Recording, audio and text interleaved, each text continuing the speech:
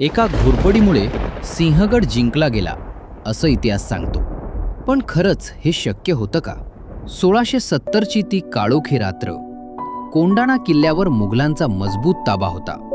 खाली खोल दरी आणि वर आकाशाला भिडणारे कडे चढणं जवळजवळ अशक्य होतं. पण तानाजी मालुसरे यांनी शपथ घेतली होती, किल्ला घेईन नाहीतर मरून जाईल. त्यानंतर सैनिकांच्या हातात दिसते एक भयानक घोरपड. तिच्या कमरेला बांधलेला मजबूत दोर, तानाजींच्या डोळ्यात ज्वाला पेटलेल्या, हीच आमची शेवटची आशा असे ते म्हणतात. घोरपड हळूहळू कड्यावर चढू लागते. खाली सैनिक श्वास रोखून पाहत असतात.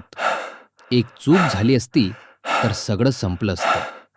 वर मुघल सैनिक तीर आणि बंदुकांसह सज्ज उभे होते. हवा जड झाली होती.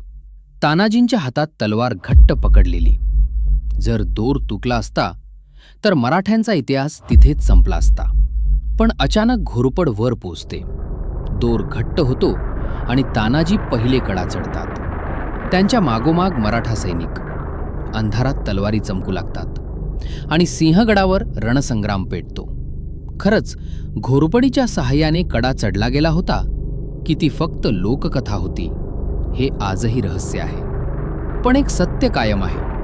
त्या रात्री तानाजींनी अशक्य शब्द मराठ्यांच्या इतिहासातून मिटवला आणि स्वतःला अमर करून गेले. जय भवानी, जय शिवाजी. इतिहासातील अशाच रहस्यमय आणि थरारक कथा पाहण्यासाठी चॅनलला सबस्क्राईब करा आणि जय भवानी, जय शिवाजी कमेंटमध्ये नक्की लिहा.